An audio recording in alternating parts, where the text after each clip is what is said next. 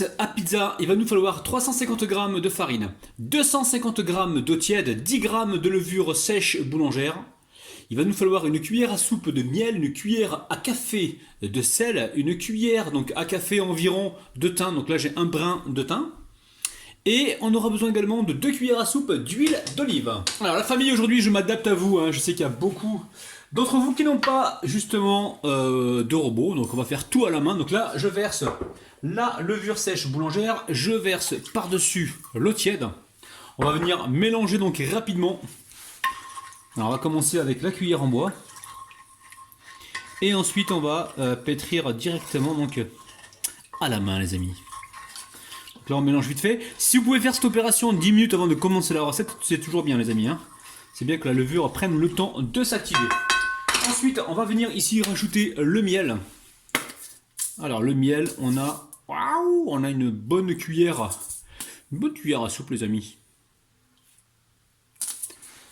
Alors pareil, on va venir mélanger. Alors jusque là c'est facile, hein. Ensuite on va y ajouter donc le thym. Alors le thym, on va prendre juste comment dire, les brins, les petites feuilles là, voilà. On va prendre ça et on va se passer les tiges. Alors les tiges, vous les gardez les amis, hein, pour les mettre directement dans une sauce ou dans un plat que vous allez préparer donc prochainement, hein. On ne gâche rien les crabinous, donc je mets de côté pour l'instant et certainement que je les utiliserai tout à l'heure. Alors si vous voulez, vous pouvez les hacher au couteau, il n'y a aucun problème. Allez. On vient ici mélanger donc notre levure avec l'eau, le miel et le thym.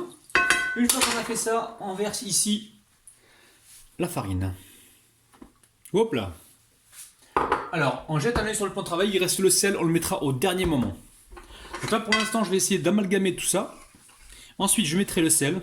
Et par la suite, je finirai donc le travail à la main. Alors, débactérisez-vous les mains les amis, hein. J'ai du vinaigre, hop là, juste à portée de main. Voilà. Alors vous lavez d'abord les mains et ensuite vous débactérisez donc au vinaigre.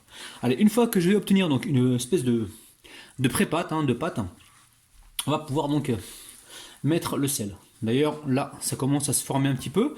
Donc je vais mettre le sel. Alors le sel, on m'a dit une cuillère à café environ. Hop. Là je pousse toute la farine donc au centre du plat. Et pouce bleu si vous aimez mon petit plat les amis, hein. Là ça me rappelle ma mère qui nous faisait les sortes de pizza, parce que c'était pas vraiment des pizzas qu'elle nous faisait quand j'étais petit. Ouais, elle en faisait de temps en temps, mais elle faisait une sorte de pain fourré, pain farci. Elle faisait beaucoup de trucs à la marocaine, à l'algérienne et à la tunisienne. Allez, je récupère maintenant la pâte ici. Je fais le tour comme ceci pour ramasser donc toute la farine qui se trouve sur le côté. Et c'est vrai que ma mère, quand elle nous faisait le pain comme ça à la main, elle chantait des chansons, mais oh, on savait pas ce qu'elle chantait. J'ai toujours cherché dans le top 50 pour voir si je pouvais retrouver sa chanson là qu'elle chantait. Mais je pense que c'était des chansons ancestrales et que j'ai aucune chance de les retrouver sur le top 50 les amis. Ouh là là. Alors, la pâte, elle est prête, on va juste la travailler un petit peu. On va la travailler comme ceci là, hop. On l'écrase. Je suis sûr que si ma mère elle voit cette vidéo, elle va être farhan biya. Elle va être contente de moi les amis. Donc pour l'instant on rajoute pas de farine, on pétrit comme ça. Et on rajoutera donc de la farine à la fin pour ramasser la pâte, pour la former en boule. Mais pour l'instant on la travaille comme ceci. Donc la pâte est un peu collante, donc je vous conseille moi de la soulever comme ça et de la taper contre votre plat. Là si vous la faites au robot, hein, vous n'avez pas besoin de vous embêter comme ça. Mais là la pâte elle est un petit peu collante, ce qui est tout à fait normal. Donc je vous conseille de travailler comme ceci. Voilà, vous la tapez contre votre plat. Allez, au bout de 2 minutes, pour moi c'est bon, hein. Je récupère ici ma petite palette. Je rassemble toute la pâte comme ceci. Je récupère donc la pâte qui se trouve donc sur mes mains. Donc là, je fais comme ceci et là je viens frotter. Allez, on met encore un petit peu de farine. On forme notre pâte comme ceci là. En boule aplatie. On va venir filmer le plat et laisser pousser pendant environ... Faut que ça double voire triple de volume, hein. Donc laissez pousser 45 minutes si vous avez une pièce qui est chaude, ou sinon vous amenez ça près d'un radiateur et vous laissez pousser tranquillement. Allez, soit on recouvre d'un papier film, ou alors d'un torchon, et on laisse donc reposer. Alors vraiment très simple, dans la poêle je mets ici environ 180 grammes de blanc de poulet que j'ai émincé. On aplatit comme il faut, on monte un petit peu la température. Alors là on a mis donc le blanc de poulet, 180 grammes. Avec de l'huile d'olive, donc environ 4 cuillères à soupe. Ici, je vais mettre un demi-oignon et une tige d'oignon vert. Ça sent bon les amis, on n'a pas encore commencé, je sens qu'on va se régaler. Ouh là là là là. Allez, on va venir saler donc légèrement toujours. On récupère également le poivre.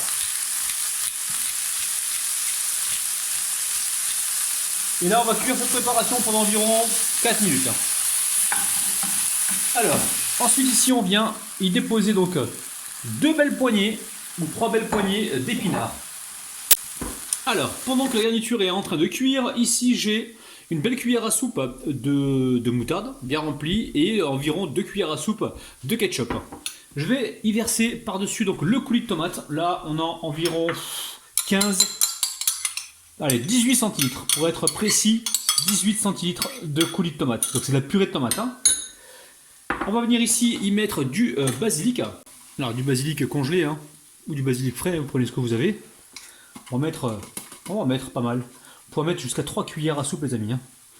Moi je vais vider mon pot là. On mélange rapidement. Ici on vient poivrer. Et on vient légèrement saler. Pas trop parce que le ketchup et la moutarde sont déjà salés. On mélange rapidement. Alors là, comment on fait une pizza à la poêle avec mes petites expériences, parce que j'en ai fait une il n'y a pas très longtemps, et je me suis aperçu qu'il valait mieux mettre la sauce directement dans la garniture. Parce que si vous la mettez directement sur la pâte, comme vu que c'est fait à la poêle, ça va dégouliner partout. Donc on va tester aujourd'hui, on va cuire directement donc, cette sauce avec la garniture. Allez, on s'assure que la température est baissée. Ici, je verse ma sauce directement avec le poulet et les épinards. Je vais encore me répéter, hein, comme on fait une pizza à la poêle, on veut surtout éviter qu'il y ait trop de condensation, donc trop de jus. Donc voilà, c'est pour ça qu'on cuit les ingrédients donc, ensemble. Allez, la préparation est cuite, je la mets de côté pour l'instant. Allez, la pâte a super bien poussé, hein, vous avez vu. Je vais la diviser en deux. Mais juste avant, je vais d'abord la dégazer et la fariner légèrement. Là, on va essayer de sortir 2 pizzas. Allez, on vise correctement. Alors ça y est, les 2 pâtons font le même poids, hein, je viens de les peser. J'en mets un de côté pour l'instant. Hop là. Et celui-ci, je vais donc l'étaler directement sur mon plat. Alors, on va... Alors, prenez un rouleau hein, si vous voulez, hein, sinon vous faites comme moi, vous l'étalez à la main. On essaye d'avoir un joli rond. Les amis, je vous raconte une petite histoire là rapidement. Quand j'étais petit, c'était la mode des boucles d'oreilles. Et moi, je rêvais d'en avoir une. Mais problème, à la maison, ma mère, pour elle, les boucles d'oreilles, c'était que pour les filles. Bon, un jour, j'avais tellement envie de boucles d'oreilles, j'ai eu une petite idée. J'étais voir dans la mallette à mon père. Et mon père avait une mallette avec des clous. Mais des clous avec une couleur or. Alors, ce jour-là, je sais pas ce qui m'a pris. J'ai pris un clou avec une pince et j'ai réussi à le tordre et à en faire donc un cercle en fait. Et j'ai testé devant le miroir et je me suis trouvé super beau avec la boucle d'oreille les amis. J'ai pas fait de trou à mon oreille, hein, j'ai juste fixé le clou directement sur mon oreille. Et je me trouvais super mignon avec ça les amis. Et vous savez quoi? J'allais tous les jours à l'école avec ça. Sauf que je mettais la boucle d'oreille le matin dans ma poche. Une fois que j'étais sorti de chez moi, je mettais... J'accrochais ma boucle d'oreille donc sur mon oreille. En revenant à la maison, j'y pensais bien sûr. Je la retirais. Jusqu'au jour où j'y ai plus pensé les amis. Je suis rentré à la maison, ma mère elle m'a accueilli. Première chose qu'elle a vue de loin, elle m'a dit tant, mon fils il est en train de briller là, il y a un problème. Soit il transpire, soit il y a un truc. Plus je me rapprochais, plus je la voyais inquiète. Normalement quand elle me voit arriver à midi, elle était super heureuse. Et là elle me dit fiston, qu'est-ce que t'as fait? Alors elle me regarde et je comprenais pas au départ parce qu'elle m'a pas tout de suite parlé de la boucle d'oreille. Moi j'avais complètement zappé. Et là elle part en panique. Elle dit ça y est mon fils il s'est trouvé les oreilles. On est dans la mouise, les voisins vont se moquer de nous. C'est pas un garçon qu'on a, c'est une fille. Ah ouais, grosse panique les amis. Et bah, jusqu'au moment où j'ai décroché ma boucle d'oreille, j'ai dit à maman, je lui ai dit écoutez, j'étais dans la mallette à mon père, j'ai pris un clou. Et voilà, j'en ai fait une boucle d'oreille, mais t'inquiète pas, j'ai pas les oreilles percées. Bon, ça va les amis, tout est rentré dans l'ordre. Il fallait pas faire de bruit à cette époque-là, il fallait pas que les voisins sachent ce qui s'était passé. C'est un peu ça qui m'a sauvé. Hein. Bon, revenons à nos moutons. Là, je suis en train de galérer parce que j'arrive pas à faire mon rond. Je je me suis pas concentré dès le départ. Il fallait réaliser d'abord une boule et après discuter. Parce que là, moi j'ai commencé par raconter mon histoire. Je suis tellement pressé de tout partager avec vous que des fois je fais n'importe quoi. Bon, finalement, j'ai mis ça sur mon plan de travail. C'est tellement plus simple. Allez, on part donc en cuisson à la poêle. Allez, je récupère le pain, voilà, la pâte à pizza. Je la mets sur le feu. Le feu est... oula. Hop, hop, hop. On va monter le feu un petit peu. Et on va la cuire sur les deux côtés. On fait attention, il ne faut pas trop cuire la pâte. Il faut, je vais vous montrer.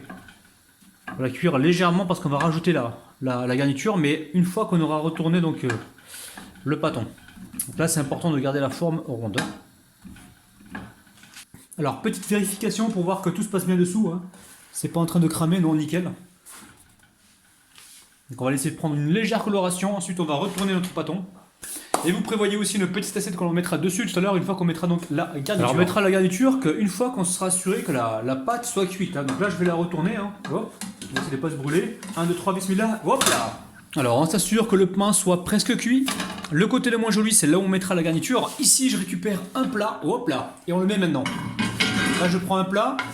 Je le mets tout de suite parce que maintenant je vais mettre la garniture. Une fois que le pain est cuit, il faut mettre le pain forcément sur un plat pour éviter que ça ne surchauffe de trop. Donc là, on va baisser un petit peu la température, donc aucun risque que ça crame. Alors, je récupère la garniture, je la mets directement dessus. Alors, si j'avais dit tout à l'heure, hein, si vous mettez la sauce tomate, ça va dégouliner partout. Hein.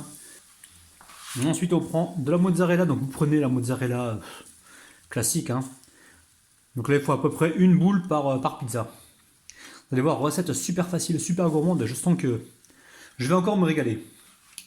Une fois que c'est fait, on récupère ici les olives. Alors en même temps on surveille dessous, on voit si ça va, ça surchauffe pas en bas, c'est nickel. Donc là je prends le fromage râpé, on va mettre un petit peu. Allez, on finit par l'origan. On va mettre comme ça là, un petit peu comme ça. Et on va mettre tout de suite une assiette par-dessus pour que, voilà, que tout chauffe. Et pour avoir quelque chose de nickel. Alors c'est vraiment important de mettre un plat en dessous, hein, ça va vous permettre de cuire tranquillement la pizza sans risque de la brûler. Donc là je vais vous montrer, elle n'est pas cuite encore, mais j'ai vraiment envie de vous montrer. Alors je vous montre le dessous là rapidement, regardez, tout va bien en dessous. Hein. Donc c'est important de la cuire des deux sens, parce que si vous ne le cuisez que sur un sens, l'autre sens franchement il ne sera pas cuit. Peut-être qu'il sera cuit sur des côtés, mais à l'intérieur ce sera cru. Donc je remets l'assiette. Hop là, je remonte légèrement la température et je laisse ma pizza cuire tranquillement. Donc là, il y a le plat dessous, je me répète encore une fois, ça risque pas grand chose, donc on surveille. Alors ça y est les amis, la pizza est cuite. Donc je vous montre le dessous, hein. C'est nickel. Donc je vais débarrasser directement sur mon assiette. Hop là, regardez-moi ça, c'est un truc de malade les amis. Allez, je cuis la deuxième pizza et on se retrouve tout à l'heure pour la dégustation. Allez, dédicace. Je dédicace aujourd'hui Diakate, Nelly Soltavia, ou Soltari. Ensuite, Geneviève, Chabel, Keltoum, Mohamed, Omi, Niki, Patricia, Mimi, Myriam et Mimi Oran, les amis. Oh là là là là! Allez, hop là, j'attends rien du tout, moi. Je me coupe directement une jolie part. Et franchement, pour les pizzas faites à la poêle, rapidement en plus, ça a l'air vraiment succulent. Alors, voyons voir ce que ça vaut les amis. Regardez-moi ça, dessous c'est cuit, c'est nickel. Allez, c'est parti.